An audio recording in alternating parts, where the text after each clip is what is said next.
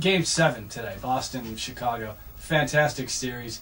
Great game today. Your thoughts? Well, the whole series was incredible, Steve. I mean, the absence of Kevin Garnett sort of led people to think, well, this is it. The Bulls won the first game. People thought, this is it. The Celtics are done. 3 games, I think, out of 7 went to overtime. I want to say 4. Might have been 4. Yeah, it was, yeah, you're right. 4 went to overtime. Just unbelievable. Double overtime, triple overtime. They're calling it the best first-round series in the history of the NBA. Pretty good. Really interesting dynamic in terms of some of the guys that came to the fore. I was watching the game today. I'm thinking, the Celtics lead the NBA in Game 7's won, and you think of Havlicek and Bird and Cowens and Heinsohn and Cousy and all these names, and I'm looking at it going, you got Eddie House, you got Stephon Marbury, you got Brian Scalabrine. That's right. You got Big Baby. You got Kendrick Perkins. That's I mean, not exactly a stellar cast of Celtics. When you look at the ring around the TD Bank North Garden, none of those names are going to be on it. Yet, it was as good an effort as you've seen from any of those Celtic teams in the past. Honestly, and the difference today, you hit on it right there, the bench.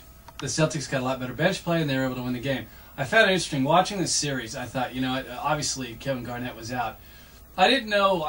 You'd assume from the leadership perspective and stuff like that, the Celtics would be missing a little bit, but they're not the same team defensively, no. And they really struggled. And I'll say this about the Chicago Bulls: you have to look at that team, and Ben Gordon and Derrick Rose and John Salmons. Salmons is a very, very good player. Ex-King. I barely watched him, Stephen. I was thinking about that. I wanted to ask you because I couldn't remember the whole details of it.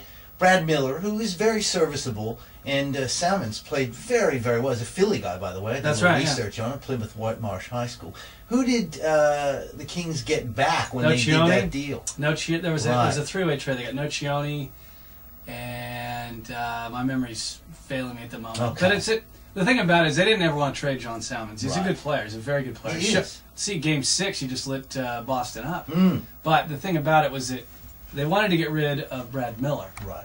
But the only way that Chicago would take Brad Miller is to throw in John Salmons. They thought, oh, well, so that's what we're going to do. But, yeah, and Brad Miller was another one. I mean, in Game 6, it was whichever team got better bench play, it seemed, won that particular game. It did. And today, like you said, Scalabrine and Eddie House, really good, very good team in the end. It was. I think the Celtics were. I agree, and I think Vinny Del Negro did a lot to enhance his reputation. I was thinking about this too. Yeah. It's very, very easy, and I think of guys like Bill Simmons and these people that spend hours and hours dissecting every move that an NBA coach makes, like Doc Rivers and Vinny Del Negro, who are 2 guys that Simmons has been incredibly hard on. And Simmons isn't the only guy that does this, but those guys have an incredibly difficult job. Oh. In that it's not so much physical as it is mental. I mean, you may play a certain guy, but you may be playing him because he came to you before the game and said, Coach, if you don't play me, I'm going to kill you, or I'm out of here. I mean, there's so much more to it than a college or a, even an NBL situation. I mean, these guys are dealing with massive money and massive egos. There's so much more to it than strategy. Oh, there certainly is, and that's why you look at someone like Phil Jackson, who's been able to get the best of all the different teams that he's had and taken them to win championships. Look at Vinny Del Negro, very decent job coaching, I thought. I mean, the buttons that he pushed seemed to work. In the end, I mean, we talked about this last week, that the regular season's different from the playoffs, and that it's sort of like the job interview where you can BS your way through it, but once you've got the full-time job, you're going to be shown for the type of person that you are. The Boston Celtics are the better team. They're the deeper team. They've got the better bench. They're older. They're more experienced. They were going to win that series. Yep. And they needed somebody to come through. And I thought about last night, I'm going, it's going to be a great game to watch today. I was thinking this yesterday. It's going to be a good game to watch tomorrow. What's going to happen? I didn't know what was going to happen, but I just had a sense that Boston was going to find a way to win. I agree. And I would not have said, it's going to be Brian Scalabrine and Eddie House. But those guys were difference makers. Yeah. And they're a very deep team, the Celtics are. They've been there before.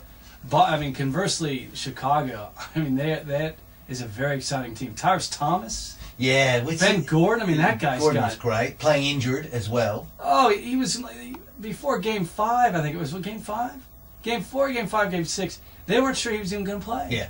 And he went out there and he played like 48 of 51 minutes or something like that. And Derrick Rose, rookie. Let's not forget that. I mean, he just, I was watching it going, oh, stupid play, bad. I'm realizing a year ago this kid was playing for Memphis. Yeah, and he was, did you see the block that he made on the Scalabrine was going in for the dunk, like in the first quarter?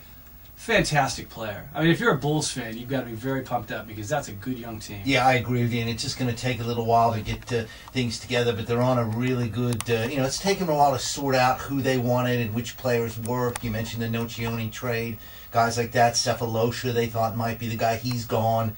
They've got a nice little nucleus. Del Negro would obviously be enthused by what he's been able to do with these guys in the postseason. I agree with you. Things are looking up for the Bulls. They certainly are. Absolutely. And they have nothing to be ashamed of. They accounted for themselves very well. They did a really good job. Next series we'll talk about Boston plays Orlando. I got a lot of thoughts on that. We'll talk about that in the NBA segment, which will probably be up around I don't know, probably 10:20. 10:25. Now, next bit of news, Eddie, the Kentucky Derby today. Now, yes. You're a big fan of horse racing. Well, I'm not a big fan of horse racing, but I like to watch the Kentucky Derby. I like to watch the big races, the Melbourne Cup and things like that.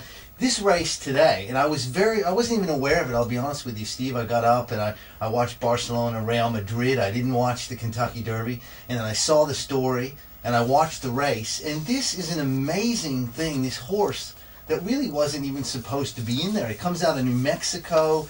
The guy drove like 24 hours in a pickup truck with the horse. As you do. No, I don't think it was next to him, mind you, but he was driving the horse, stopped over in Dallas. Anyway, 24-hour drive, got to the race, put the thing in there, and it ends up winning. It comes from last to first, and ends up winning. Not only is it the second longest long shot to ever win, paid $103. So if you put on $1, you would have won 103. That's not bad. If you put 1,000, you'd have won 103,000. That's exactly right. Very good math, or maths, I should say. And the other thing is it won by 6 3/4 lengths, which is the longest. The biggest margin of victory since 1946. I get caught up in it. I really do. And I sit there and I'm watching the race today, and I'm thinking, this is great. I love it. The build up to it, the horses going up, all the people in the stands. I'm just going, this is fantastic. I'm going to start following this. This is great. I mean, why don't I follow horse racing more often? And once the thing was over, I thought, you know what horse racing is? Horse racing is the girl you hook up with when you go away on a holiday. You're there, you're like in, say, Jamaica, hooked up with a girl in Jamaica one time. It's the sea air, it's the booze, it's the reggae music, it's the ocean, it's... Gotcha. You hook up with a girl and you're just going, this is fantastic. You're saying stupid things. You're going, I love this girl. This is the greatest thing it's ever happened to me in my entire life.